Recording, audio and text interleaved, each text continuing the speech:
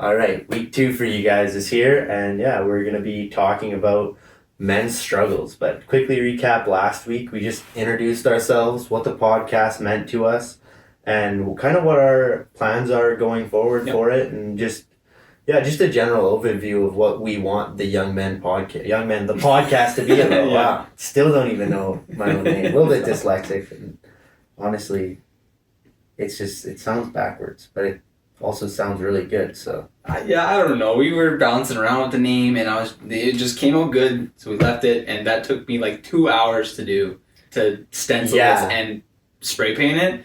That took me so long. You guys went off to get like a subwoofer, and I was sitting in your kitchen just etching away with a little. We got Subway too. Exacto knife or whatever. Yeah, that we didn't even come back with the subwoofer that time. Okay, that's beside. Okay, yeah. So last week we were talking about kind of the need for a place where men can gather and talk about our problems, because there's a lack of male role models, both in the world. Sorry, I'm just having trouble congesting. Congested, maybe. Congested. Or are you congested? Yes, you're in the process of becoming congested. Yeah, a little congested. Lack of male role models, both in the family and in society. And so we thought that the natural progression was to, talk about where did it go wrong. Because you can't solve a problem unless you know what caused it. And so we're going to dive a little bit into the internal kind of mindset issues that men may have that have caused the problem of the downfall of masculinity, as well as the social and cultural issues.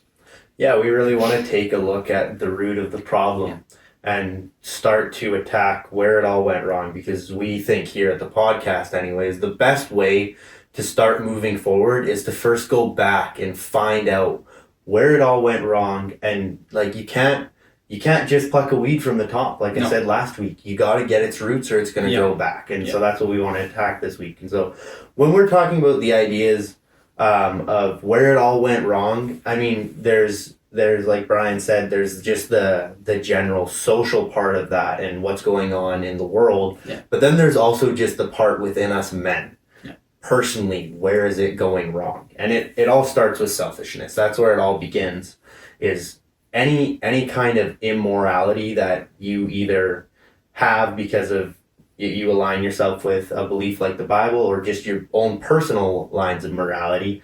If anytime you disobey those or walk outside of that line, it's going to stem from some sort of selfishness. Yeah. And we believe that the two main forms that selfishness really plays out is through us not stepping into something that we're supposed to be doing, or us as men overstepping our boundaries and becoming really controlling of a situation. What that really looks like in terms of selfishness and not stepping into our roles is, are you not stepping into your roles as a father? Are you not stepping into your role as a boyfriend? Are you not stepping into your roles as a single man?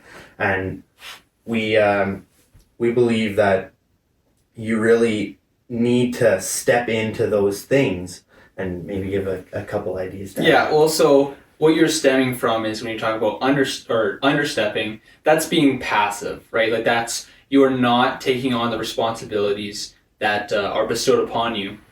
And then the overstepping can be classified as aggression, right? And I think those are two main issues of selfishness that men find themselves in. So I think it would be beneficial here to kind of dive into each separately, so we can talk about the contrast between them and how they evolve to being damaging to other people and yourself as well. Because the thing is, when talking about how we can improve, boys becoming young men and growing as being young men ourselves, we need to talk about why things are damaging. We can't just mention hand-wavy things like, oh, being selfish is damaging, but why? Because that's kind of contrary to what you'd think, right? Being self-centered, you'd think if you care about yourself more, you will have a better outcome. But I don't think either of us think that's the case. So I think it's good to dive into that. No, definitely. And when you look out in the world today, that's the message that preaches. Love yourself, follow your heart. and all that kind of garbage. But the more self-indulged you are, the less you start to care about the people around you, the less you start to pay attention to the things around you. Yeah. And guys, that's what makes your life. I don't know if you know that, but you can't just live life by yourself. And so when you start to neglect those things, you essentially start to neglect yourself. And you end up being really depressed because if you're spending all your time thinking about yourself, you're going to sit there and pick apart every little thing that's wrong with you all the time. Yeah, because all you're doing is looking inwards. And not that that's not important. Sometimes, absolutely it is. Yeah. But you need to have a balance of that, both outer, looking out, and looking in at your own problems. Yeah. And so the way that I think we sometimes manifest the role of not stepping into the way we don't step into our roles sometimes, we can start looking at something like fathers. Are you coming home and not paying attention to your kids? Yeah. Are you coming home and not paying attention to your wife and her emotional needs? Yeah. Are you just being generally emotionally neglectful?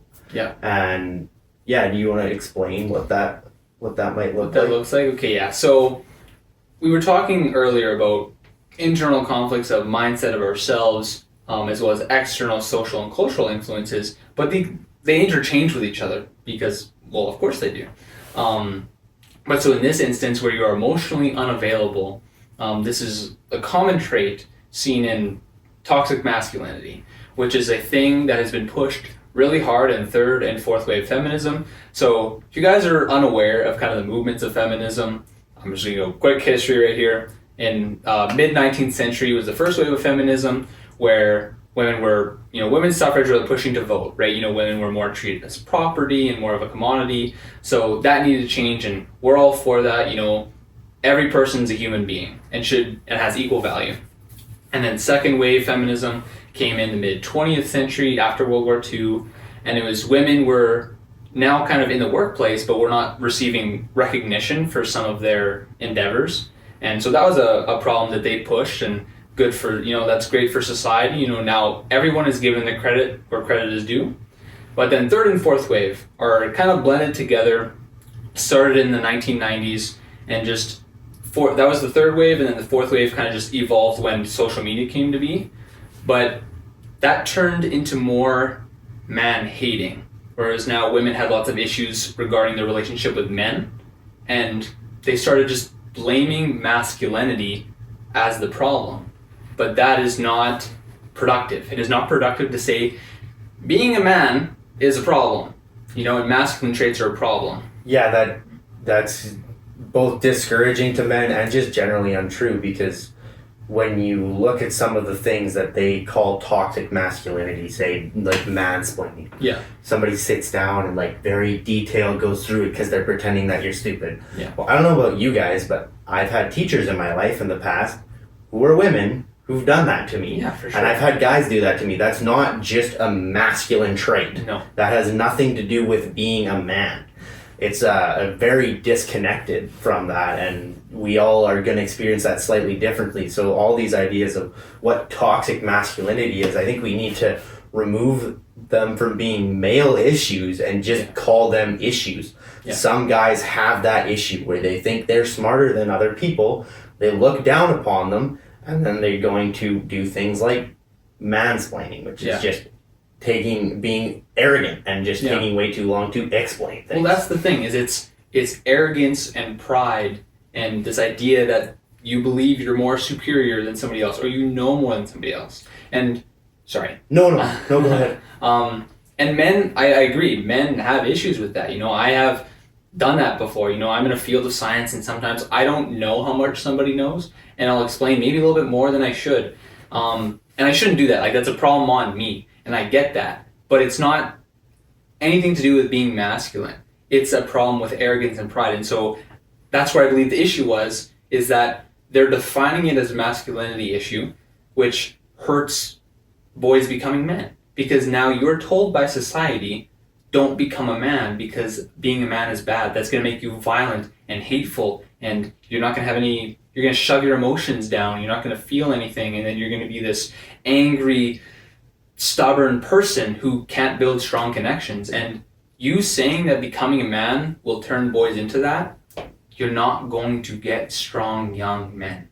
No, you're gonna get a whole bunch of guys who are really scared to step into any kind of traditionally masculine role, and it's just a super confused group of guys in our age. And man, I'm even more scared for the next generation coming up here, where that's even pushed more and more and more. And I mean, there's lots of other issues with that as well, and just confusing them about gender in general. But we won't get into that too much here. No.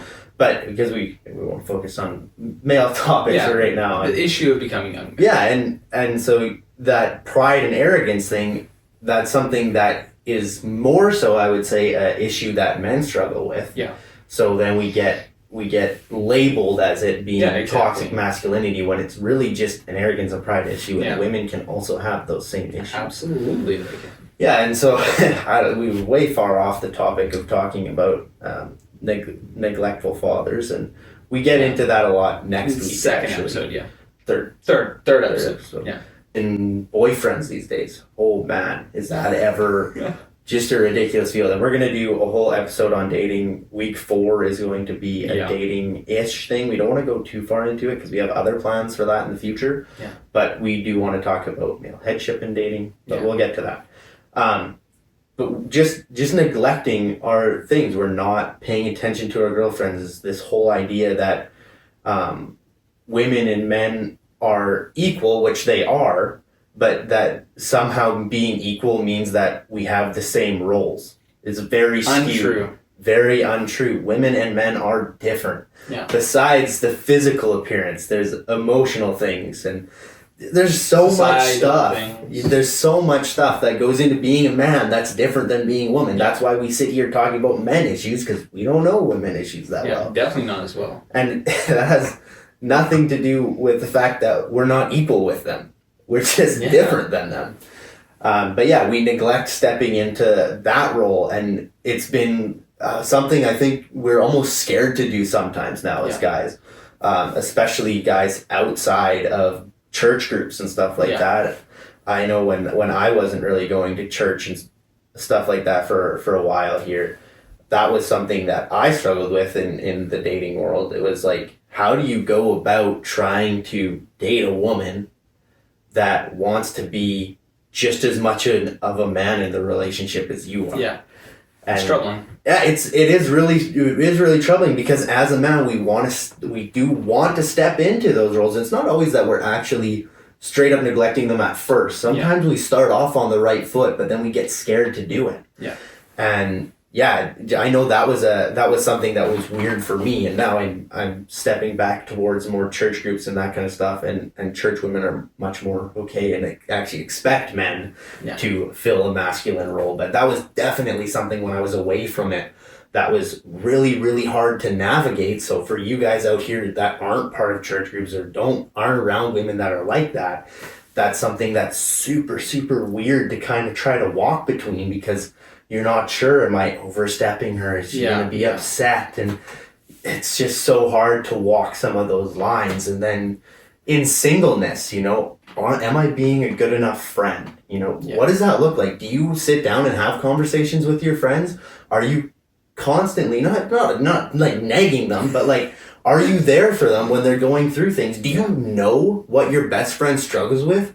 Do you know what he thinks about morality? Do you know what he thinks about the world around him? Yeah. Or do you guys just hang out and drink? I'm not saying that's bad all the time, but you have to know your friends better than just at the bar.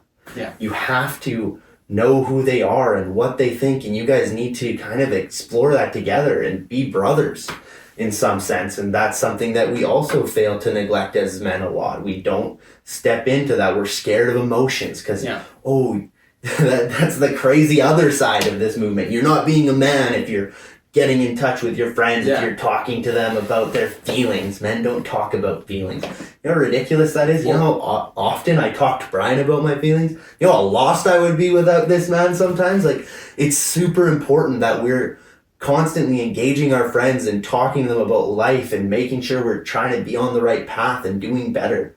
Because you can't just you don't always have the mental like fortitude to go and just do that yourself and just run through brick walls. You know, we can't do that forever. We do get worn down as men, and we need to be stepping into that a little more. So you do. And yeah, you're on a roll, man. You were just going, but thank goodness, it's about time. Yeah, you're struggling at the first, but you got it now. But just to touch on that, because now we've led into the point where it's like we're talking about toxic masculinity, and one of the traits that is often talked about in that realm is that men shove down their emotions. They're told not to feel, which is true in some instances. There are some men who will tell other boys and other men to say, you shouldn't feel, you should be stoic, right? Yeah. And the problem here is we need a balance. The thing is men feel emotions. No brainer, okay? Yeah. We all feel emotions. The trouble is, if you let your emotions control you, you're going to be damaged. You felt that. I felt that. Sid behind the cameras has felt that. No? Never felt that before? You're a liar. But then, if you don't deal with your emotions, you'll be damaged by that. Because the thing is, I think about this as I'm going to do a physics analogy. Don't get mad at me.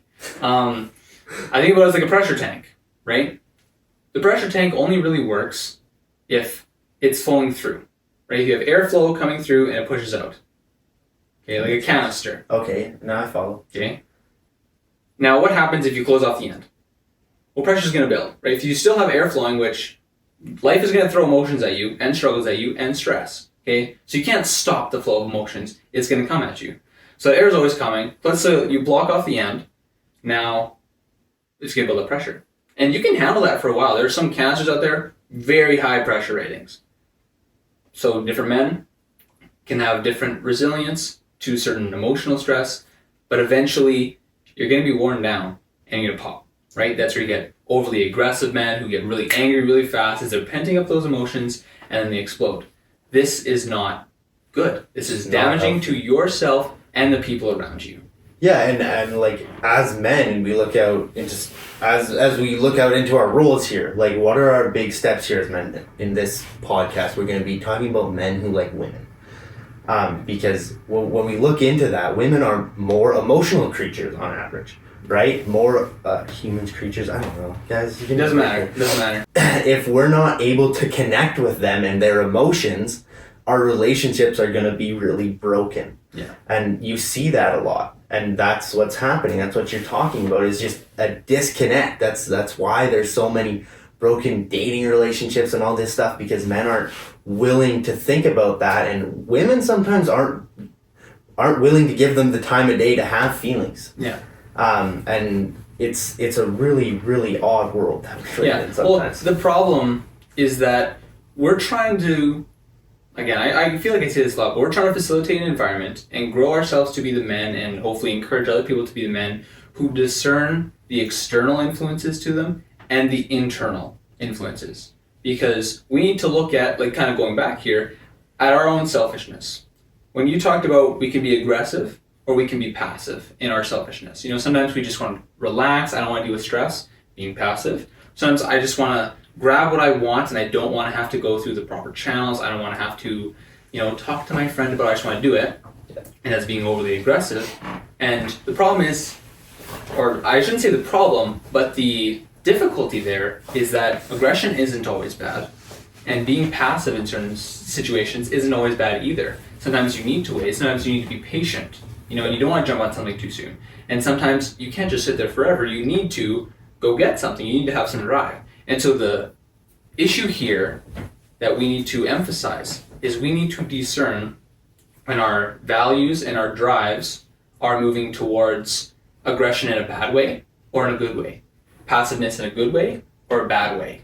Yeah, I feel like we've given some good examples of what this passive selfishness looks like, and take a second to really look at maybe a couple examples of what aggressive selfishness can look like in relationships. Yeah, so aggression just in general is meaning you have drive to do something. That's aggression, right? You have kind of pent up emotion and you just need to let it out. So if we're talking about relationships, men who are acting out this selfish aggression will typically manipulate girls. either to sleep with them or to do things for them, to not feel bad about the things the guy has done because they want sex from the girl, or they are manipulating them to do things for them, or to not feel bad about the things the guy has done wrong, right? Yeah. I've heard lots of stories where guys will just convince their girlfriend that, no, I didn't even, you should be the one feeling bad, right?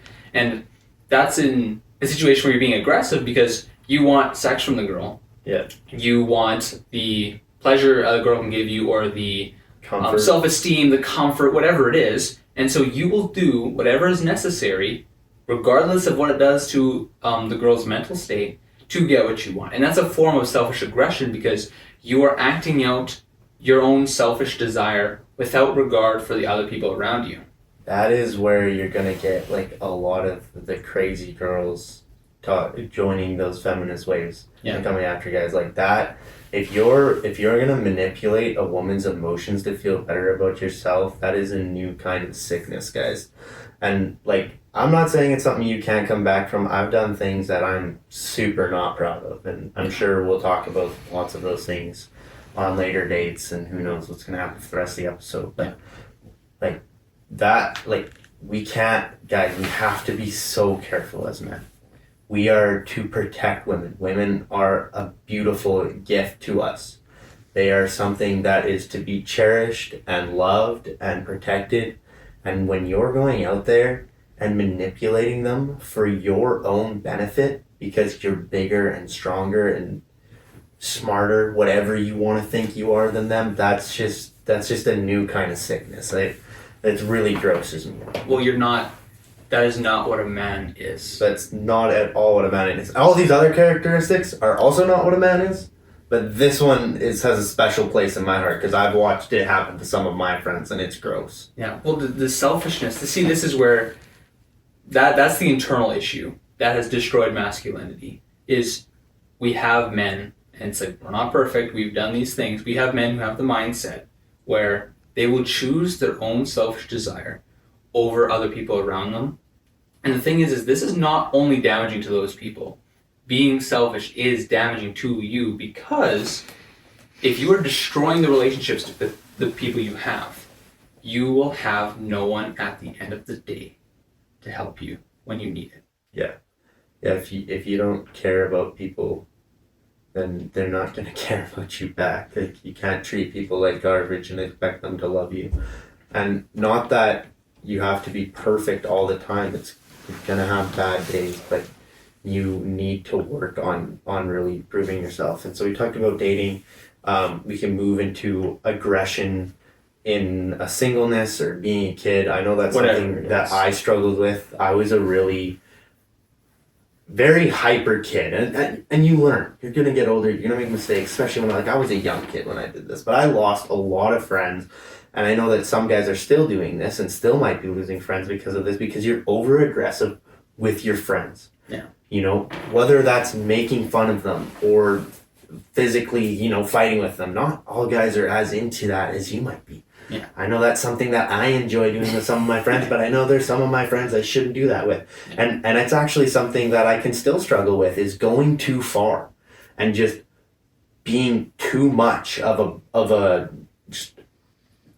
expressing too much personality, you might want to call it at some time. Well, tapping into that, it is not even in reference to you, but if we're going to talk about this in terms of the definitions we've been using, that's a sort of selfish aggression because someone might desire attention, right? They want attention, they want to laugh, they want a reaction. That's what they want to feel.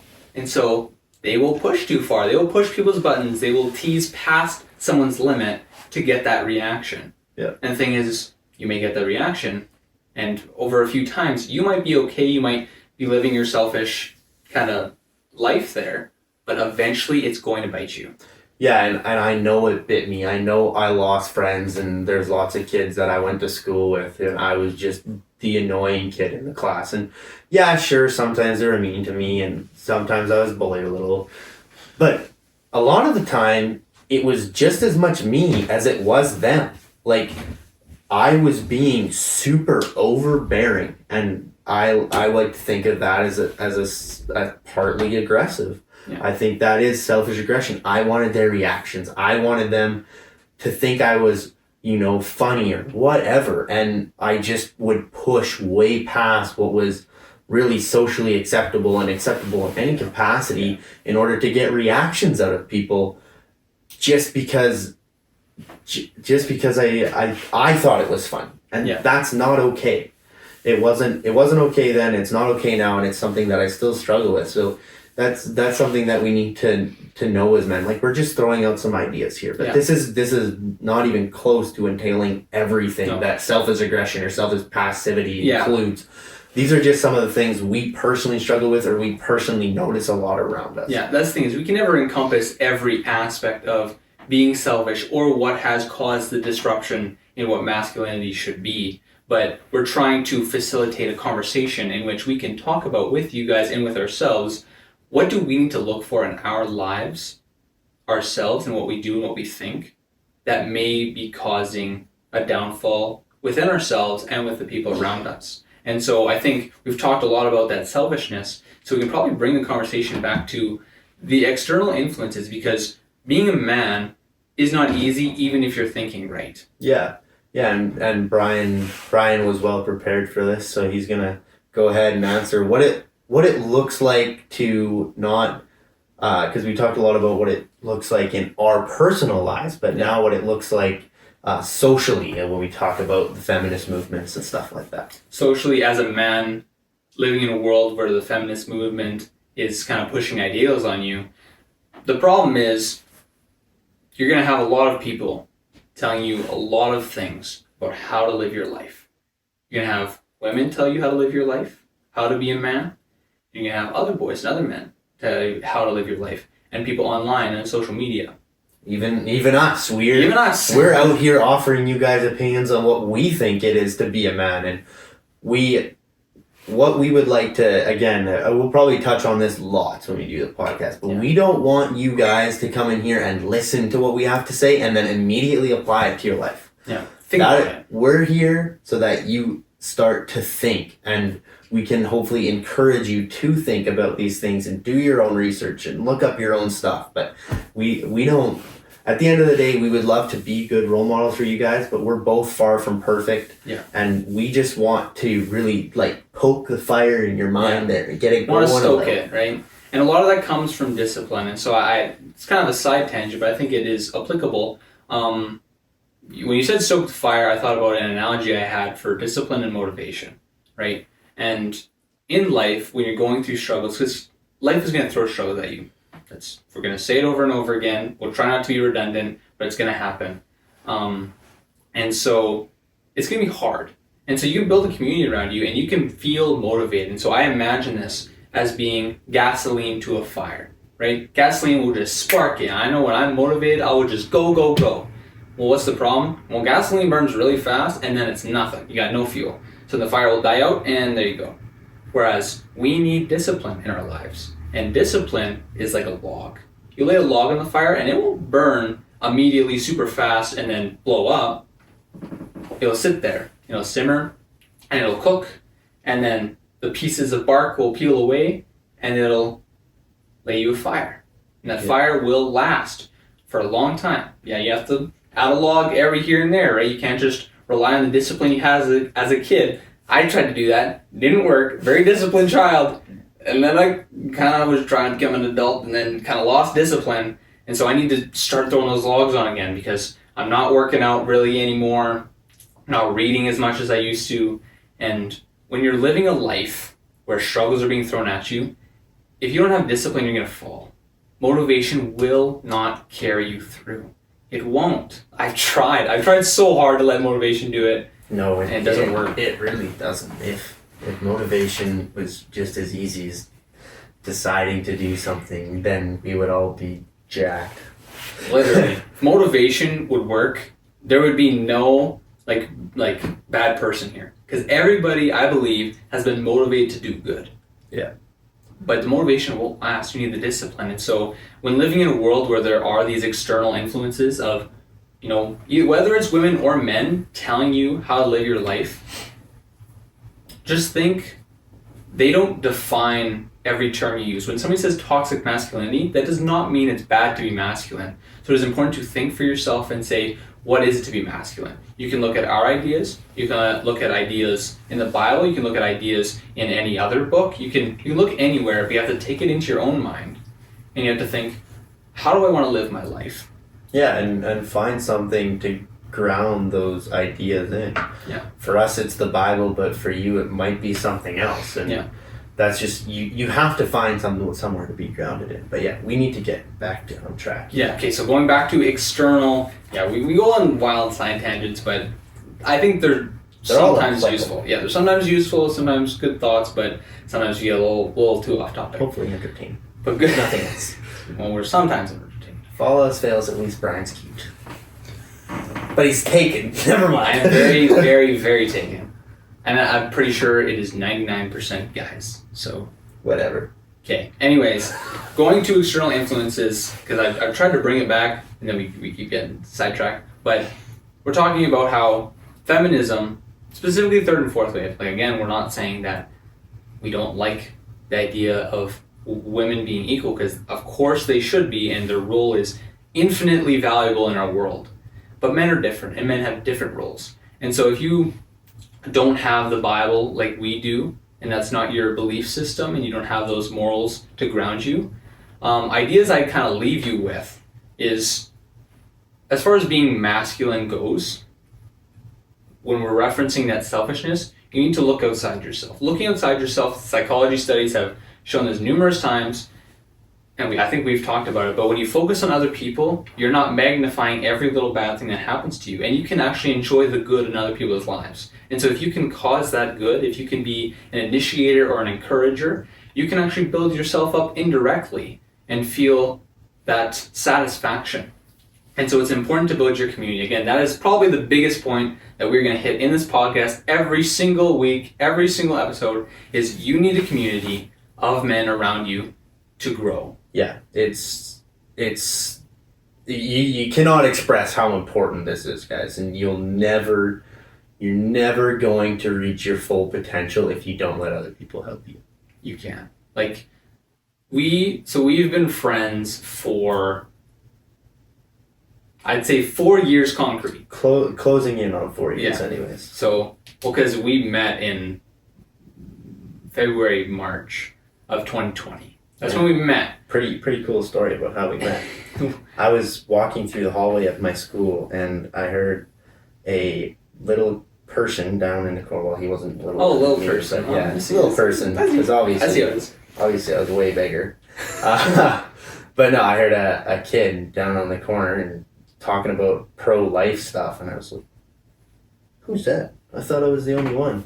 and then I found out he was in my woods class, and he was a little bit strange because he did gym, and I played hockey, so obviously I thought gym kids were weird. Yeah, I think gymnastics kids are not exactly. So yeah, they wear really tight clothes. It's called singlet. Whatever, it doesn't really matter. Even when they're not at the gym, they still wear tight clothes because they're all jacked and they think they're cool. That was actually a bad thing I definitely did in high school, where you wear the shirt that's just a little too tight. Yeah, I know. Stop even your pants, and he wore these tighter like sweat pants. Oh, Adidas pants. I was bad for that. And like he had small, tiny little legs because he's a gymnast. I just shaking my head like, who is this kid? I could never be friends with him. And then COVID hit, and we still kind of talked a little bit and found out that we were both Christians and whatnot, and nobody was hanging out during COVID at all, but we did. Oh yeah, we did. So that's when we became best friends, because nobody else wanted to go outside of the house, so we just hung out all the time together, just be at each other's house for like 4 or 5 days in a row, and slowly developed a friendship, and I mean, here we are today now. But that's the thing is, so we developed this friendship over a long time, but I could never express how much my life has been saved, both physically and emotionally, because of this friendship. Like, there's been times when I didn't want to do something, but then I'd think of Kaleb, and I'm like, well, Kaleb would do it, so then I'll do it. Like, he doesn't even know that, because I don't tell him enough, but there's times when, like, even when I worked in the summer, I was like, I don't want to go to work today. And I'm like, okay, I was going to be working like 14 hours today, so I better be working at least 10. But it's just the indirect motivation, the indirect encouraging of each other. It is so imperative to become a young man in your life. You won't find, outside of a relationship with a girlfriend, you won't find something nearly as valuable. Girlfriend and kids, Yeah. put it there, wife, that kind of stuff. But outside of your direct family, you're not going to find anything as valuable as a friendship with a best friend like me and Brian have found. And yeah, I can't be thankful enough for his friendship to me. There's so many times here during the last year where I've been really struggling with a lot of things. Like about 2 years ago now, it's closing in on that, my ex left me, and I took a really dark corner because I was fully connected to her and I built all of my identity. Like we tell you guys to ground you in something lasting. Yeah. That's because if you don't and you ground yourself in something like a girlfriend and they leave you, you're left with nothing. And you don't know where to go or where to turn. And even though like I was kind of a Christian at the time, my faith was because of her. She was a church girl and I was a church guy, so we were just a church couple. And then that completely fell apart. I had no faith because I left it all in her. Yeah. And there hasn't been somebody more helpful than my best friend who's been there and like, you can do better. I believe in you. I know you can do better. And it took me a while, but like I came around. I'm getting better. I'm not perfect yet by any stretch of the imagination, but like there was on the dark days, it was like I knew I could always call my best friend. It'd be like sometimes really late, like 1, 2 a.m. That's the kind of best friend you need. Not the best friend that'll pick up anytime before 6, but that best friend that's gonna pick up at 2 a.m. when you're driving home and you want to end your life, and he'll just sit there and talk to you all the way home. And I mean, I'm very blessed to have not only a best friend, but parents and stuff like that would do the same for me. But yeah, it's absolutely imperative that you guys find this kind of person in your life. And we're both sitting here almost tearing up on set, yeah, but like, that is, community is more important than anything. Yeah. As far as what you can see and interact with your friends, like building, we're talking about young men. You need a brotherhood. You do. Like you can go through it and you might be okay, but if you want to grow, if you want to reach the man that you were meant to be, and that your great grandfather thought that his great grandson would be.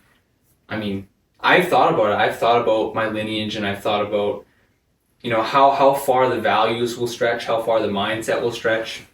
Because you can try and do as much as you can with kids. I mean, I'm planning to have kids in a few years here, like maybe 5 or so. We'll see how it goes. But what? Yeah, we'll see how it goes. Well, we'll see how it goes. Don't be surprised if like 18 months from now we're sitting here with a little baby out of school, but I am itching to have kids. Yeah, well, granted, there's such thing as surprises. Yeah, you're gonna be married, so like that's true. But okay, getting back on topic. I've thought about what my teachings would do for my kids, how my life would help them and encourage them and build them up, and they will not be able to do that with just me. No. And I know that. Like, part of me is like, I just want to be the father who will provide, and then they will just be excelling people. But I know that it's especially imperative with men. Like, I've known girls that can do really well without like a huge sisterhood. I think girls are just different in that role, but men, there's so many struggles that men have, and there is a problem with men being told not to discuss these problems, and going outside of just the toxic masculinity thing, but going into, it's hard to admit your struggles, it's hard to say that you fall short, because we want to be truthful. We want to be, like, internally inside of us men, something biological that just wants to be the strongest thing around. We don't like to admit that we have issues, whether it's to our best friend or whoever it might be, girlfriend, whatever. Yeah. So it is important to break through the barrier of I need to be able to talk about my issues. And this is where we come to, what do we do about this destroyed society, this deconstruction of masculinity due to selfishness and culture? What do we do about it? Well, one step that I think is very, very important is that we, as men, get in control of our emotions. Not shove them down, but in control. We learn to live with them. Well, it's not even just learn to live with them. It's just, if you don't let emotions pass through you, you will dwell on them. And the problem is you can't dwell. Dwelling is what leads to grief and hatred and resentment. When things happen to you, you're going to feel all sorts of feelings, but the ability to let them go and forgive and move past and look ahead is so important. Yeah, and there's a couple things here that like every week or every other week you're gonna hear us talk about it. But yeah, that community thing, like, it's not important. It's impossible to succeed without. To fully succeed and reach your full potential. I'm not saying you can't like get by, kind of. Yeah. But to fully succeed and fully reach your full potential, prove me wrong, but I don't think it can be done without I don't think so other men. Even just to give a quick anecdote here, recently, in the past month or two, I got a car, okay? And I was all happy because I had sold my car, and then I didn't have a car for a while, and I was relying on like my sister and her vehicle to get me everywhere, and it was annoying me and everybody who needed me to drive. And so it was frustrating. So when I got the car, I was super excited. We're in Saskatoon, so it snowed a whole bunch, and then the car sits low. I think I hit some ice or some snow, and then like the gas line got pulled out, I think it was. Like the clips holding it in broke. Yeah, I can explain this. You can explain it a little bit, but I'll get there. Give me a second. So I tried to start this car one time, didn't start. I'm like, what the heck? I realized the gas is leaking. And I'm like, oh my word. Sydney, the door doesn't shut. Just leave it alone. I say, okay, I'm like, oh my word. Like, this is horrible, okay? So I'm like, I need to deal with it at some point, but I have like exams to do, assignments to do. I'm like, I'll just deal with it like at the end of the week. So I was like, oh my word, right? Like now I'm gonna have to deal with this issue, but I have exams and assignments and labs, and I'm like, I'll just deal with it at the end of the week. So then I call this guy, and I'm like, yeah, I need to do something with my car. And they say, okay, we're gonna tow it. He's like, my dad's buddy has a trailer, we'll put it on there and we'll go. So the day comes, he's like, yeah, trailer's at the farm, can't get it. Oh, we're gonna use a tow rope. And we're like, okay, it's gonna work out. So then we try and we're like, okay, we hook it up to the car, pull it out, it's like in snow, pull it, something's off. We look at it, two, not one, but two tires flat, one rim to ground. And I'm like, oh my word. He's like, you got jack? No. You got jack? No. You got spare tire? No. And I'm like, what are we supposed to do? And so we go to his mom's car. We get like this little skimpy jack. We come back. We jack up the car, get the one tire that's like kind of partially flat. We take it off. We leave it jacked partially in the middle of the road. We drive all the way across the city to his dad's tire shop where we fill that tire with air, grab a spare tire with the same size, drive all the way back, put the tire on the car. Again, the lug nuts were so hard. We need a they were seized on because of the rust. Because they're so.